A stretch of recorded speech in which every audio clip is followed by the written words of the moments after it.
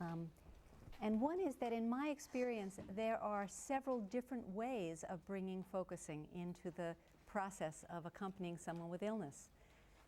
From teaching them the process of focusing or clearing a space, right, to what I call mini focusing moments, right, which happen without the person knowing that you know anything called focusing. Right. And that's also good to know that, because if you want to teach it to nurses or physicians, they'll say, I don't have time for a 10-minute process or a 15-minute. But if you can show them that in just a moment, they can make it be very empowering to the patient if they use a focusing approach or a focusing question, right? So you might say, if you're a nurse and giving someone an injection, so just check inside and let me know when you're ready, right? Takes 2 seconds and makes the difference between a person feeling that they're a partner in this and they're empowered to say when the procedure shall begin, right? If you're a physician, instead of when a person walks in with a long list and you know you don't have time to get to everything on the list, instead of kind of leaning over and guessing, to just begin each session by saying, take a moment, I know you have many things that you want to cover, we probably won't get a chance to address them all in the time we have today. Can you check in and see which are the 2 utterly most important things that you want to make sure that we spend time on today? So just take a minute to see which those would be, right? A mini focusing moment. And it can make the difference. One gynecologist that began to do this said that now people used to kind of talk for the first 20 minutes, and then as she was getting up to leave, they would say their real problems, right? But she said now they get to it much quicker, right?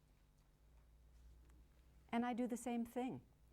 I don't always formally clear a space when people come in, but I might say, in order to cut through the stories, if I'm working with someone with illness or without, you know, just sort of let's take an inventory. Let's put on the table, what is there today that's most important? And then they'll say all their things, and I'll say, and which of those really needs our attention? Which needs our loving attention today, right?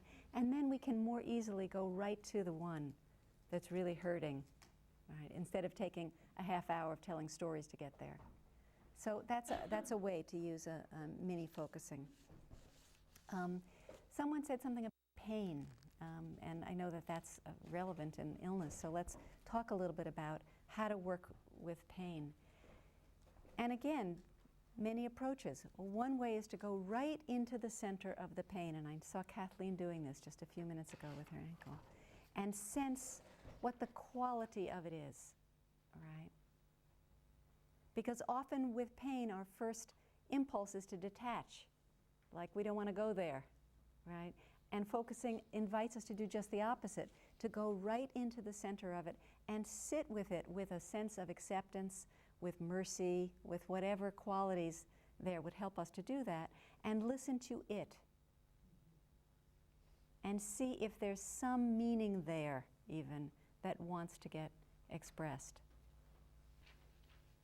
The woman I have with pelvic pain, every week we sit with the pain, and she goes in, and sometimes it's pulling, and sometimes it's pushing, and sometimes it's squeezing, right? And from each of those comes something else, right? She'll make there's some meaning that comes out of squeezing.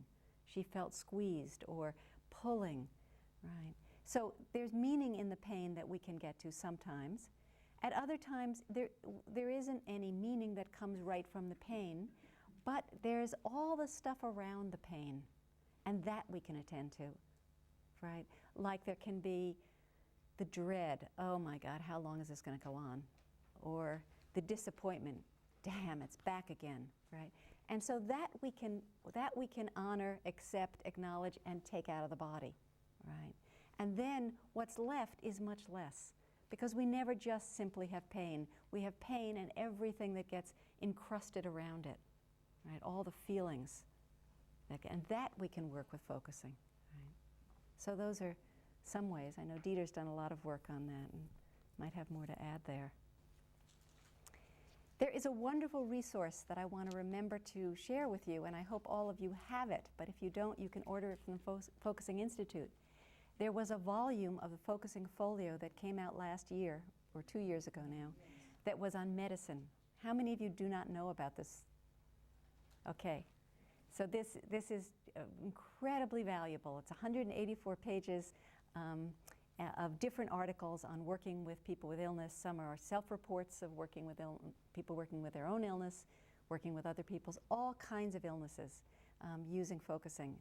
And in there is Doralee Grindler-Katona's wonderful research study in which she had 12 people with cancer, and she had individual clearing of space with each person over 6 weeks. And she gave them measures before and measures after. And she found that the people who cleared the space, that's all they did, worked for a half hour with someone clearing a space each week. Right? Those people had less depression, less anxiety, better moods, and a better body image. Right? And that makes sense. That mostly when we have an illness, we distance from our bodies. Right? We feel betrayed by them, and in some ways. And in focusing, that first step of focusing and that clearing of space, we get a sense of well-being again. Right? We remember what it's like to be with our bodies when they're not with illness. Right? And in that way, people began to comply more with their medical regimes. So there were many positive results from that study, and I hope the study I'm going to be doing and that more people will be doing studies so we can really demonstrate, because that's the way we'll get it into medicine, if we have some empirical data that shows that this approach really makes a difference. Right. What a wonderful resource. Thank you. Focusing with pain. So let me open it up now to you, and then we're going to end by doing another little exercise. But any questions, comments? What about your experiences of working with people?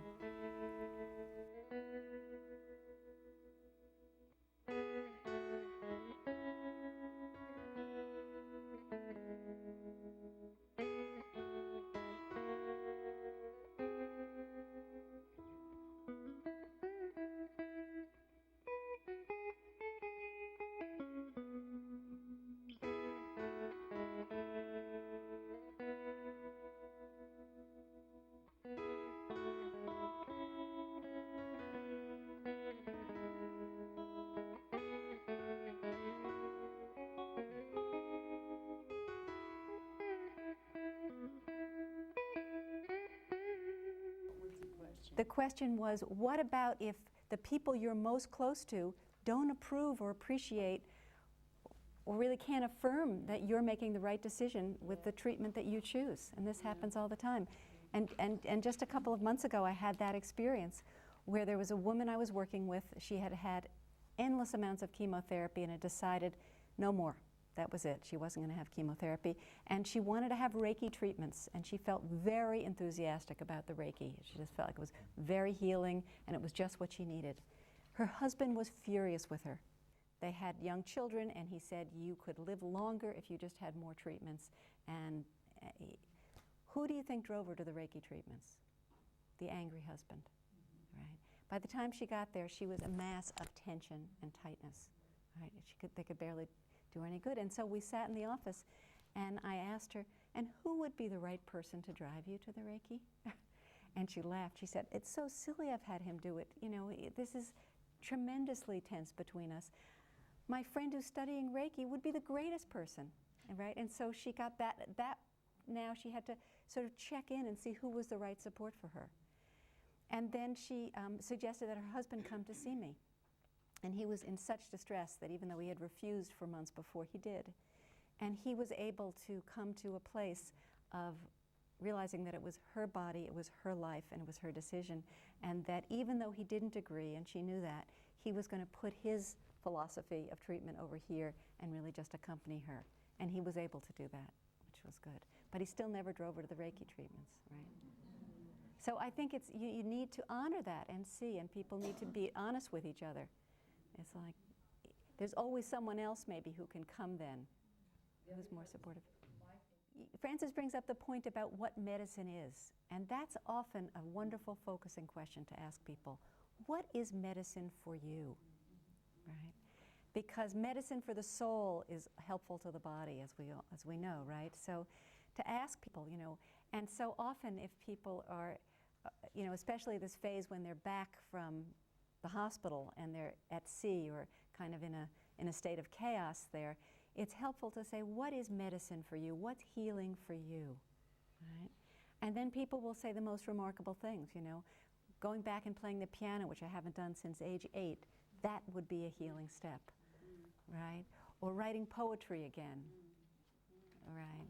Or riding horses, or taking photographs, or being with my friends more.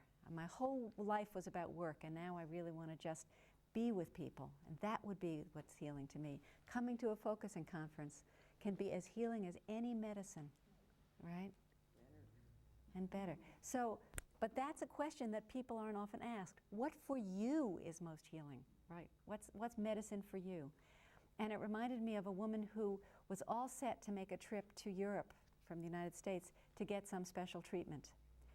And something didn't feel right about it, even though she had researched it on the internet and, you know, had the plane tickets and everything was ready. Something didn't feel right, and we sat with that something. And she said, what's not right is that my real medicine is being surrounded by my family and friends. And I'll be there for 6 weeks and I'll be totally isolated. And even though they'll be giving me things that are supposedly helpful for my body, my soul will shrivel, right? I need to stay here. This is more important. This I know is medicine, right? Big decision.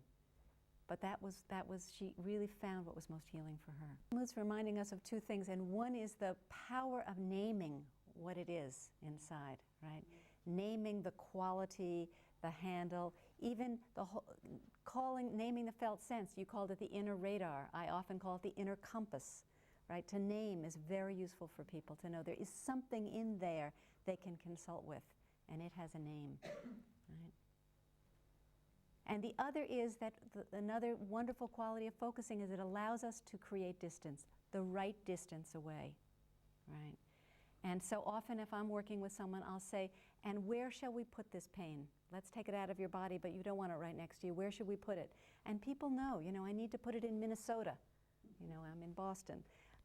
Or, you know, it needs to be across the Atlantic Ocean, right?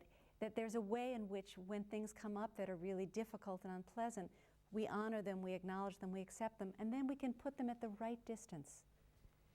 Often when I'm doing focusing with people with cancer, I invite them to put the cancer down, right? Just because you have it doesn't mean you have to wear it every day, right? So just put it down.